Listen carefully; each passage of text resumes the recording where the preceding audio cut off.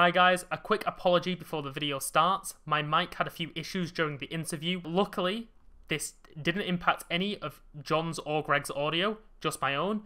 Any section which I deemed unusable, I completely removed and did voiceovers for, and any sections that I think should have been kept in, I will have added subtitles to. Apart from that, without further ado, enjoy the interview. Hello and welcome to the Runeterra Report. Today we're sitting down with both Gregg Travitz and Jon Moormann. And we're going to be talking about the variety sets, which, as of today's recording, came out exactly one. So, guys, would you like to introduce yourself and tell us what you do at Riot? Sure, yeah. I'm Gregg. I'm a producer on the Legends of Runeterra team, specifically on what we call the cards team. I'm kind of one of the producers that is in charge of delivering sets. So when you have a full set release with champions, every once in a while, one of those will be produced by me. And then I'm also the producer on variety sets and live balance right now, as we're kind of like changing our philosophy around those with introducing variety sets.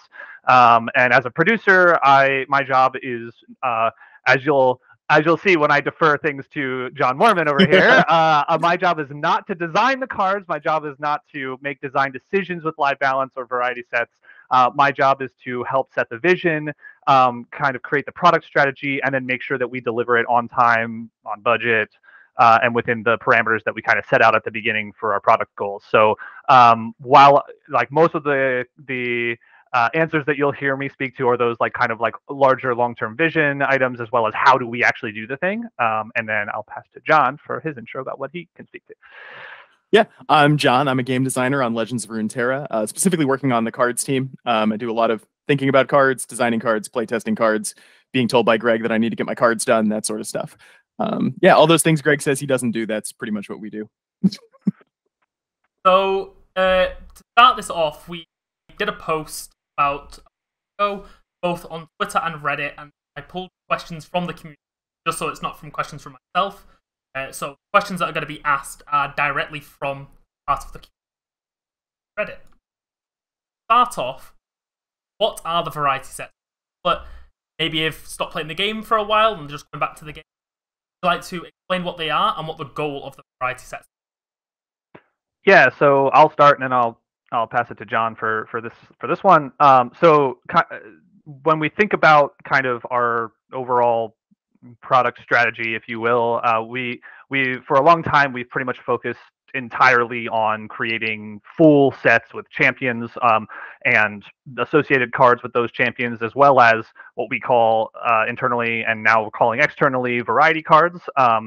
The champions and the associated champions are just what you would expect, just the champions and then the followers that come with those champions. But then we also have variety cards or callback cards or any of those, which are basically ones that aren't necessarily associated with the champions that are being released, but are there to either call back to previous archetypes, expansions, things like that we've done, or could be new cards that are there to help various different things. And kind of what we found over the last multiple years of doing this is that variety cards have done their job, but they haven't really been able to like shine as individual moments because they've been overshadowed by exciting champions that are being released. You know, when we come out with new champions, everyone's focused on wanting to play them and wanting to kind of build decks around those champions, and not necessarily focused on variety cards as much as they could be if they were released separately. So what did we do? We decided to release them separately. Not all of them, but a good chunk of them that we're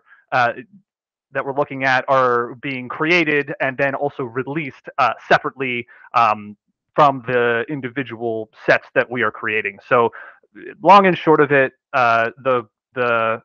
what variety sets are is they are additional variety cards that are being released separately from sets, either before or after the set that they're being created with.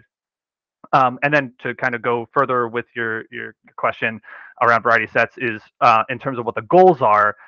One of the things that we kind of rethought as we built the new cadence that we've talked about over the last couple months of live balance, variety sets, and then kind of resetting that cycle, is that we want to have very specific and set out product goals for each of those, and we want those to be distinct and different.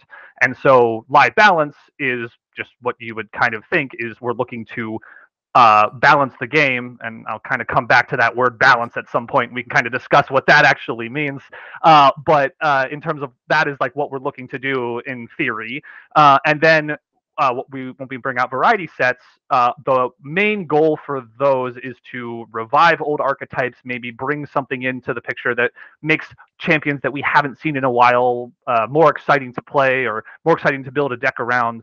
And then sets are what they've always been, is new champions and associated followers and really big splashes that kind of make an impact on players' deck building abilities and just new archetypes that have never existed before. So that's what are variety sets, and then what are our kind of goals of those. And then I'll pass to Jon to kind of talk a little bit about kind of the design philosophy behind those as well. Yeah, I think Gregg covered a lot of it. A big part of this, though, is that we want to keep everything feeling fresh in our game, and kind of staggering our releases like this lets us get more opportunities to shake up the meta and keep things from getting stale. Gregg talked a little bit about balance philosophy, and one of our big things about that is we don't want things to feel same all the time, because then even if everything is perfectly balanced and every deck has a like very even win rate, if nothing is changing, it doesn't feel like the game is exciting, and you don't have a good reason to go back and play more. So by kind of letting us like spread out our releases like this, we actually get to create more opportunities to shake things up and kind of unsettle the meta. I think it's an interesting thing about the way we release cards is also we get to do it in a different way each time. Our sets introduce a new champion, they shake things up with a brand new archetype. Our balance patches let us go back and look at older cards that maybe need a little bit of tuning up or tuning down and kind of shake things up that way. And then variety sets let us introduce these kind of specific tools that we think can help change things up. I think the most recent variety set was really focused on kind of like pushing in on an idea of what each region does best and like what they can do going forward. There's a couple cards that were also a little bit of wild cards in there. Priestess of Desert Light is not necessarily what Shurima is going to be doing all the time, but it's a cool thing that Shurima can do. And as we go forward, we're going to look at other ways that variety sets can kind of like open those doors in small ways. I think Gregg really hit the nail on the head when he was talking about how a lot of times we'd release variety cards alongside new champions and they'd kind of get lost in the shuffle for a while. And then eventually someone would go back and experiment with them. But if they weren't like, meta breaking and amazing, they might just get lost. And by releasing them in their own release, we get a lot more experimentation. You get to see a lot more ways that a card can work. And often it makes more exciting decks because people just experiment with it more.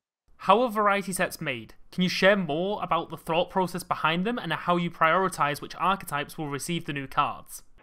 Well, we only ever buff the deep archetype because it's my favorite. So that's the real strategy behind it. In charge giving of a window into buffs. the world. Exactly. Yes.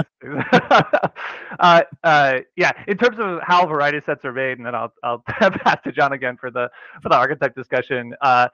So the way that we kind of think about it and the way that we create the cards, I think actually I had a discussion on Twitter, or someone had actually brought up this on Twitter a little bit when we were discussing this back when we were releasing some information early on about variety sets, is that our goal is to create them kind of as part of the set itself, and then release them really close to when that set releases. So for example, we created these cards with one of the sets that we're working on, and then we released them early for that set. I think it's the one that's upcoming. We actually created these as part of that, and so those cards, without giving away anything, will actually speak a little bit to kind of what is coming in the next set. And when we make those, we have in mind kind of how that set is upcoming, and some of the things that we're going to really push on in the next year. And you'll start to see that kind of slowly ramp up over the next part of the year, is we might actually start to think about that, not just from a design perspective like we did with this one, but maybe from art, maybe from narrative. And so you might end up seeing some stories start and then continue as you start to actually hit the set, or maybe the set will come out and then the one after it will continue some stories from the set before it. And so we really want to be able to play around with some of the the design, the narrative, the art, and tell kind of those stories across multiple sets, not just like, oh hey, this mechanic works with this mechanic, which is kind of where we are now. And then as we move forward, we want to try and push and pull on some of those other cool areas that we're looking at as well. Yeah, and I think that co-creation is really important for making the variety sets feel cohesive with the cards that are going to come afterwards. In this case, we know rotation's coming up with our next release. We've talked a lot about that before. And so these cards were really built with rotation in mind. And in a lot of cases are things that we really felt like a region would need after rotation, or could help like establish where a region lies after we've kind of reviewed all the cards in the game and figured out where we want to focus regions going forward. I think you asked a question about how we choose which archetypes we buff as well, and like which ones we actually give new cards to. The loosest version of this is that like we want kind of every archetype to get its chance and to look forward. There are some archetypes that we know we don't want to be like the lead archetype in the meta. And so we kind of try to avoid pushing those a little too hard, but that doesn't mean we don't want you to have a chance to be able to play your favorite deck. And we want that favorite deck to kind of shift over time. Like, I think you like elites, right? Is that correct? Yes, I'm a big enjoyer of elites, which a lot of people don't like. But like with the new card that comes out, John knows from when I messaged him on Twitter, and Might of the Vanguard was like one of my favorite cards for a while. It's a bad card, and then the bug fix, I was like, it just made it better. And then Badger Bear comes out, and everything in life was perfect. No complaints from me. Well, we want you to be able to have your time. Yeah, exactly. We want the people who love elites to get a chance to play elites. We don't want elites to be the best thing that ever existed forever. And so we kind of have to bounce things back and forth. Now, our timelines for when we make cards are fairly long. Like, we need to give enough time for all of the engineering to get checked and make sure there's no bugs. We need to give time for our artists to make the beautiful artwork that they make for the cards. So a lot of times when we're making cards, we don't necessarily know exactly what the meta looks like the day it's going to be released. We then go back and do like revalidation of everything we make. But if you take a particular like vein of what a card is targeted at, it's often decided kind of like well beforehand. So there can be times when, because of other live changes we make or something like that, it feels like we're doubling down on a particular archetype that's already good. But we do actually go back and do revalidation and that sort of stuff to make sure that we aren't pushing anything towards like absolutely overpowering stances as best we can. You know, you never get 100% hit rate on that stuff, but we try very hard. So if I could just push kind of on one of the things that John said earlier, which was speaking a little bit about like balance and how we think about balance.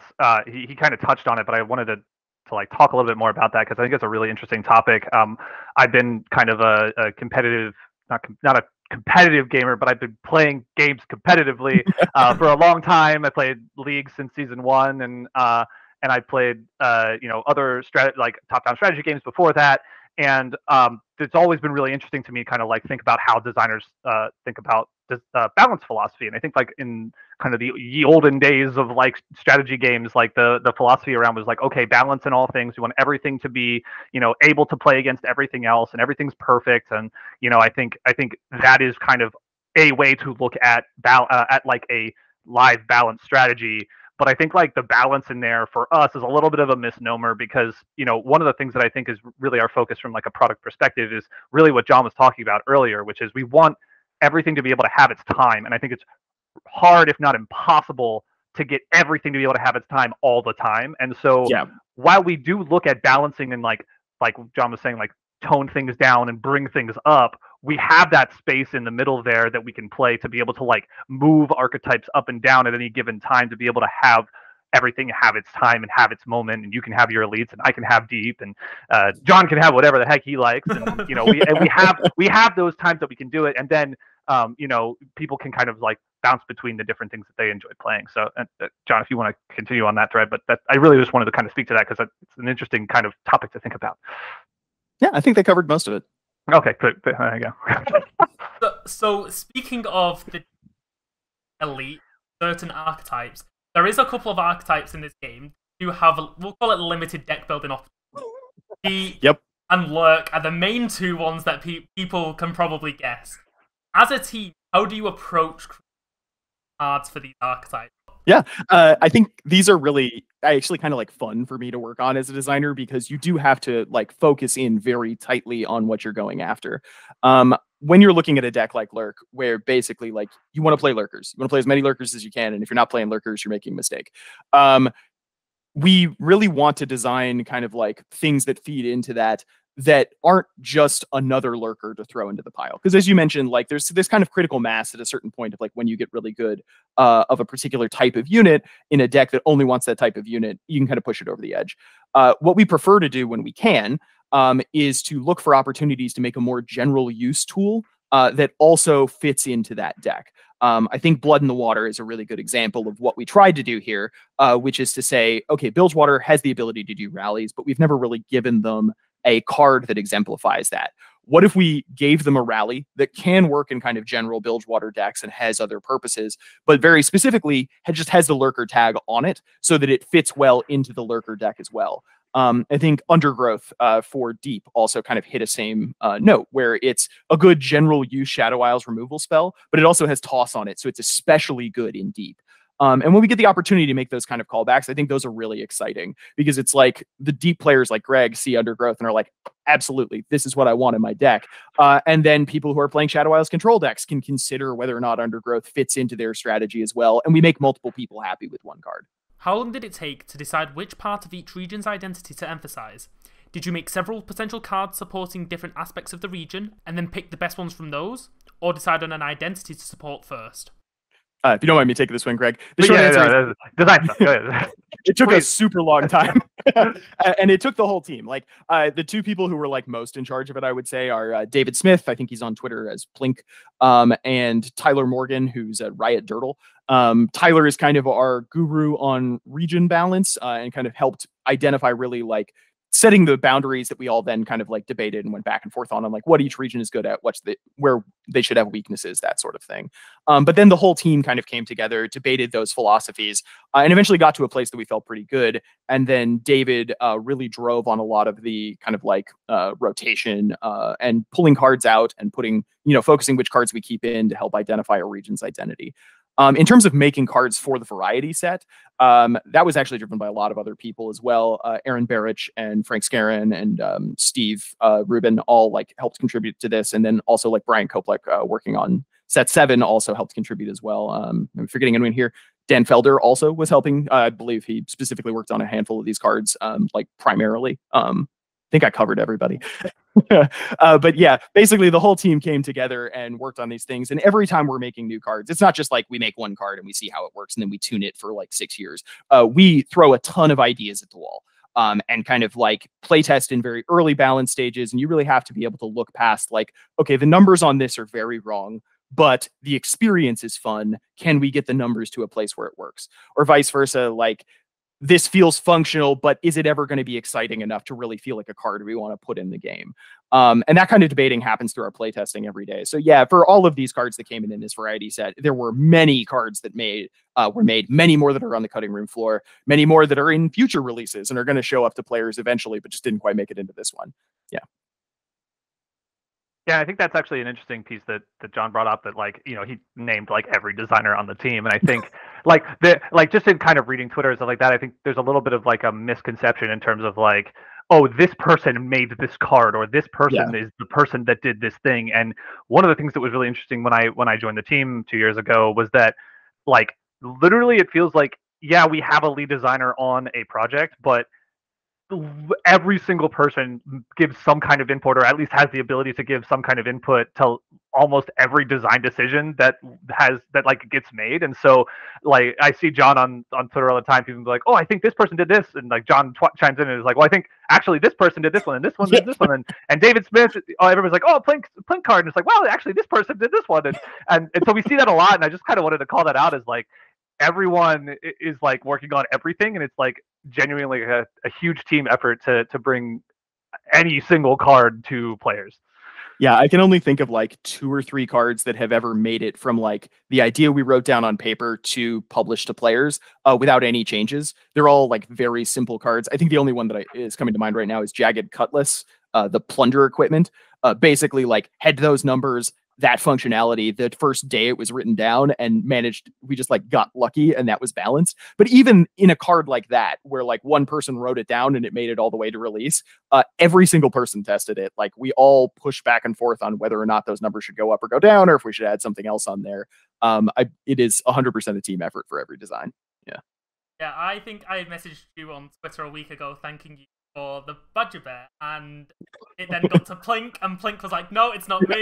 And it was like past the parcel of, I want to thank the person, and no one wanted to take credit for it. It was also that is so our team. Like, that is so our team. It's like, no. This person's the awesome one, not me. Yeah.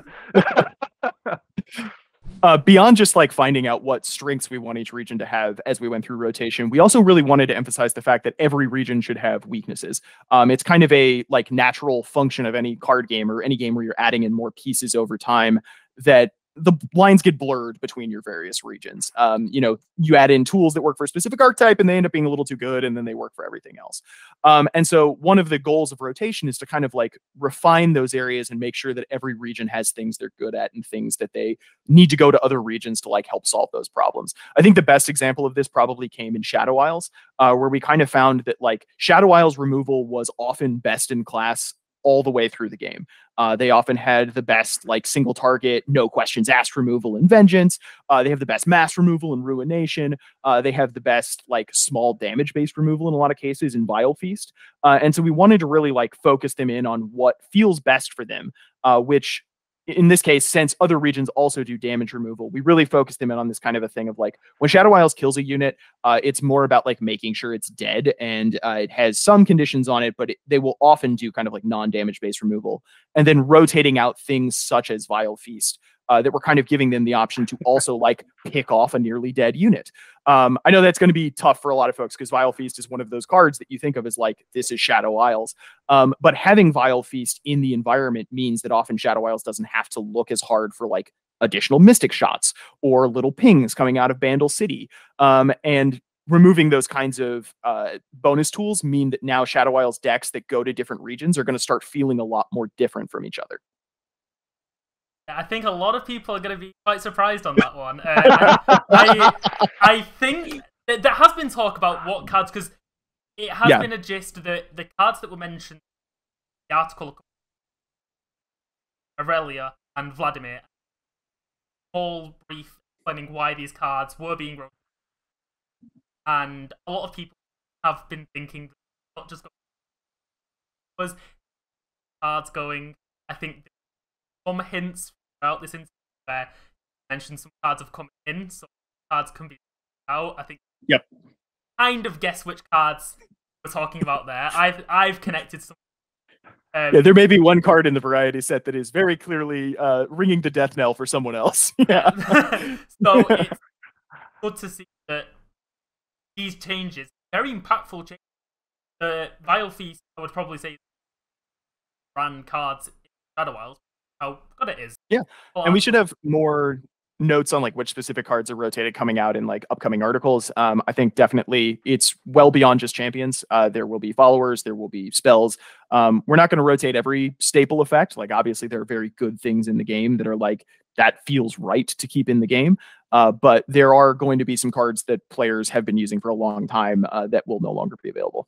Are variety patches always going to include a small number of cards, or could we see variety patches introduce new champions as well? So I'll take this one because this is kind of a producer-y thing where a lot of times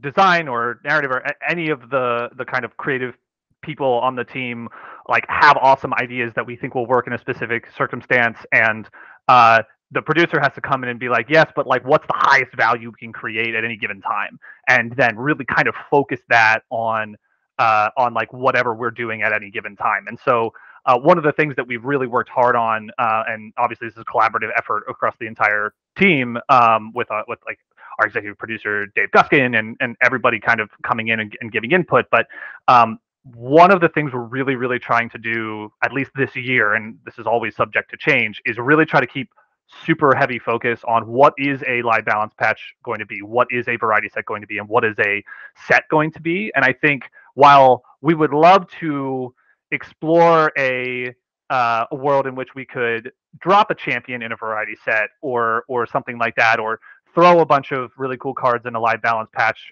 or something like that, I think right now, as we're kind of doing this for the first time and really trying to heavily focus our our kind of 3-patch cycle. We really just want to have sets be focused on champions. We want to have variety sets be focused on variety cards, and we want to have live balance be focused on live balance.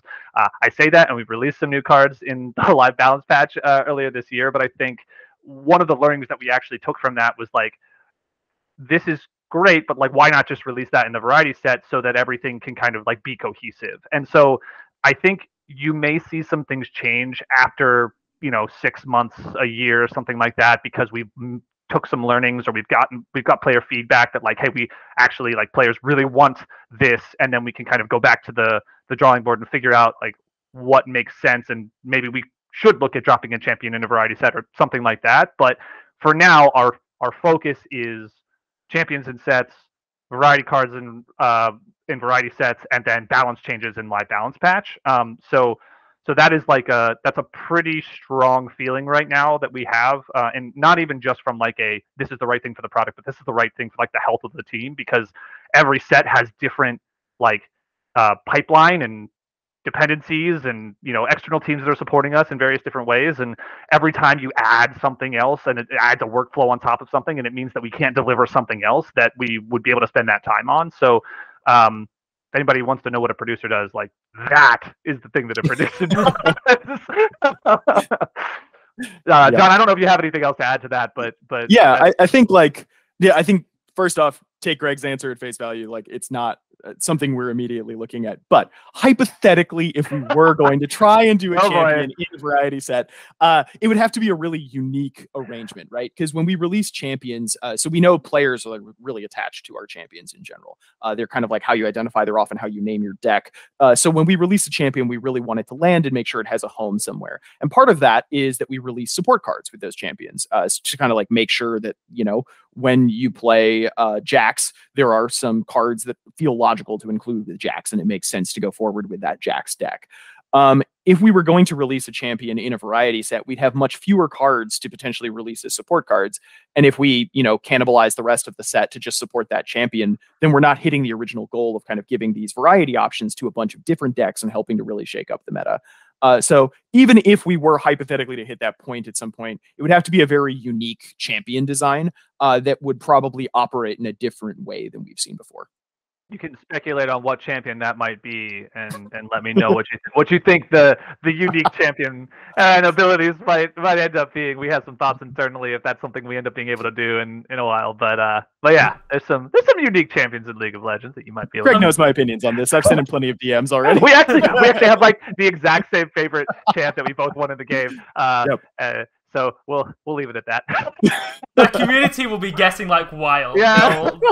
You'll be seeing it everywhere now. Yeah. Is rotation going to affect variety sets? Should we expect variety sets to focus on only standard strategies, or will we see Eternal targeted for variety sets too? Current plan is to focus all of our new releases going into standard and Eternal at the same time. So no Eternal unique new cards at this point. As Gregg mentioned before, all of this stuff has the ability to change in the future, but it's really like we want to keep making sure that we get the best bang for our buck with these kinds of releases. And releasing a variety card that impacts both standard and Eternal helps two different types of players get a brand new experience and like shake things up. Whereas if we release something specifically just to Eternal, that only like changes things up for one group. I will say we are looking at Eternal specific balance changes, and that can include things as large as potentially like card reworks or reverts of old buffs and nerfs that we've seen before, to kind of like make sure that environment stays its own unique place and has its own place in the like lore ecosystem. What existing archetype are you personally most interested in making a new card for, and why? Yeah, well, I mean, you know what I'm gonna say. I want to see deep, and actually, I will call out that like one of the awesome things about this team is that like the design team has been encouraging me, because I talk about deep sometimes, has been encouraging me to like come up with a card design for deep, as not a designer, and so I am thinking in my brain about what a variety card might look like in terms of deep. And so if you see not in the next few months, but like in a year, if you see a variety card come out that's deep, it might have been from my brain. So we'll see. But that's something that I'm thinking about and potentially working on. And Gregg's first little baby card might be a deep a deep variety card. We'll see.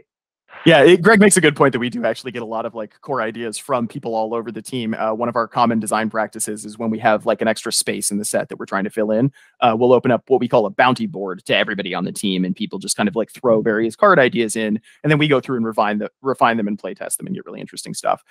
So even beyond the design team, like there's even more hands in the pot a lot of the time. In terms of what I would want to buff, so I mentioned before that we work on really long timelines for cards. So in most cases for archetypes that exist right now, like I feel good about the cards that I've designed for them. And I like don't really know of specifically one that I'm like, I got to get one more card in for that archetype. That said, for archetypes that are coming up, there are a lot that I'm super excited for. The one I'm most excited for is not in this upcoming set, but in the set after. I think there's an archetype in there that has a ton of really exciting design space for future expansion. Like we do really cool things with it in the first set, but it's only the tip of the iceberg on that one, and I'm really excited for it. Yeah, I think that's all the time that we have for the interview. Say thank you very much, both of you, for spending the time today. And I hope to have you on again. This is awesome. Absolutely. Thank you, Kieran. Really appreciate it. Have a good one. Very much, guys.